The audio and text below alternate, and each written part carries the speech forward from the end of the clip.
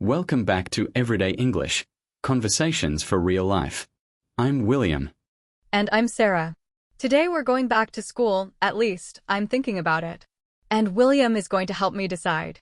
That's right.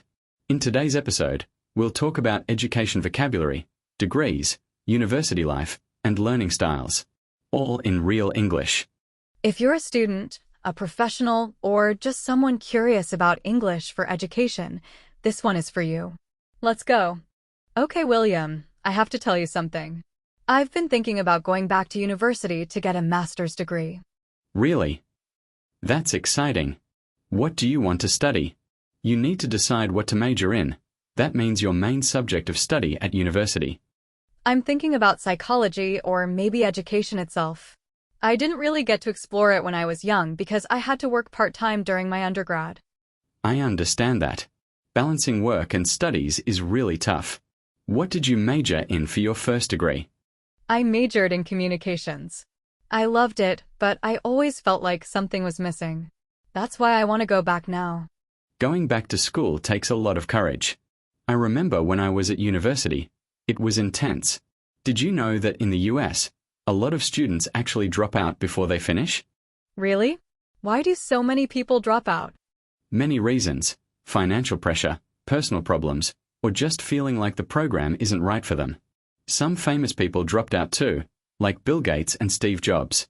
That's interesting. I don't want to drop out though. If I'm going to do this, I'm going to commit completely. That's the right mindset. But be ready, it won't always be easy. There will definitely be nights when you have to pull an all-nighter. Oh, I remember those days.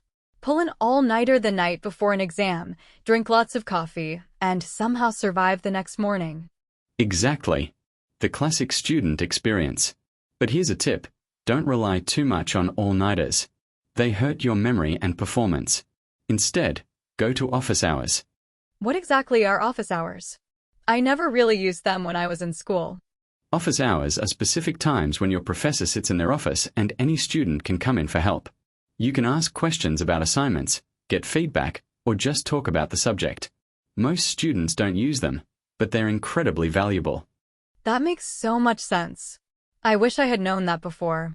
I think I would have done better in my statistics class. We all have that one class. Anyway, if you go back, use office hours regularly. Your professors will notice and it helps build a real relationship with them. Let's pause and review the vocabulary we just covered. Listen and repeat. Major in. Major in. At university, you choose a subject to major in. That's your primary field of study. For example, she decided to major in biology. Drop out. Drop out. To drop out means to leave school before completing the degree.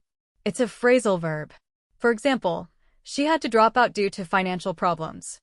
Pull an all-nighter. Pull an all-nighter. This is an idiom. It means to stay awake all night studying. You pull an all-nighter when you have a big exam the next morning. Office hours. Office hours. Your professor's office hours are the times when you can visit them with questions. Always use your professor's office hours. It really helps. Okay, William, tell me more about your university experience. Did you do well academically? I did pretty well in the subjects I loved. In literature, I would always pass with flying colors, top marks every time. Pass with flying colors, that means you got excellent grades, right? Exactly. Top of the class, sometimes. But I struggled in courses that were very theoretical. I really needed things to be more practical. You know, hands-on learning. Oh, I completely agree. I'm definitely a hands-on learner. Reading theories in a textbook never stuck with me as well as actually doing the thing. That's actually really important to know about yourself before going back to school. Look for programs that are hands-on, internships, lab work, real projects. Not just lectures. That's a great point. I was actually looking at a psychology master's that has a clinical component, real sessions with real clients, supervised of course. That sounds perfect for a hands-on learner like you. And since you'd be going back as a mature student, you'd bring so much life experience to those clinical sessions. That makes me feel so much more confident. I think I'm going to apply. And this time, I'm going to use office hours, avoid all-nighters as much as possible, and really commit to passing with flying colors. That's the spirit. And remember, it's okay to struggle. The important thing is to not drop out when things get hard. Push through and you'll get there. Thank you, William. Honestly, this conversation made me so much more excited. I feel ready to major in something I truly love this time. Let's review the second set of vocabulary words from today's episode. Pass with flying colors. Pass with flying colors. This idiom means to succeed brilliantly. If you study hard, you too can pass with flying colors. Hands-on. Hands-on.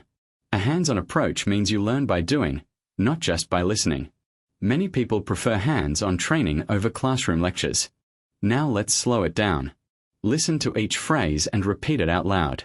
This is your speaking practice. Major in. Drop out. Pull an all-nighter. Office hours. Pass with flying colors. Hands-on. What did you major in at university? I had to pull an all-nighter to finish my essay. She passed with flying colors on her entrance exam. I prefer a hands-on learning environment. Quiz time. I'll describe a situation, and you choose the right vocabulary word. Think before you answer. Question 1. Your friend signed up for a science degree at university, but after 1 year, they decided to leave and never came back. What did they do? They dropped out. They left university before completing their degree. Correct. Question 2. Maria has a big exam tomorrow morning. She is sitting at her desk at 3 a.m. with coffee and her textbooks. She's going to study until sunrise. What is she doing? She is pulling an all-nighter, staying awake all night to study. Perfect. Question 3. Daniel loves building things and doing experiments. He hates just reading from a book. What kind of learner is he? Daniel is a hands-on learner. He learns best by doing things, not just reading about them. Excellent. One more. Question 4. Emma studied really hard for her nursing exam and got the highest score in her class. How did she do? She passed with flying colors. Excellent results, top of her class. Fantastic. You're really getting it. This vocabulary is going to help you so much when talking about education in English. That's a wrap on today's Everyday English episode. Let's do our final vocabulary review. Major in. To choose your primary subject of study at university. Drop out, to leave school before finishing your degree. Pull an all-nighter. To stay awake all night studying. Office hours, the scheduled times your professor is available to help you. Pass with flying colors. To succeed with excellent results. And hands-on learning by doing, not just reading or listening. Great job today. Whether you're a student, a professional, or just curious, these phrases will help you talk about education naturally in English. And wish me luck, I'm actually going to start my master's application this week. Follow your dreams, everyone. We'll be cheering for you, Sarah. And for all of you listening, thank you for joining us. See you next time on Everyday English. Bye.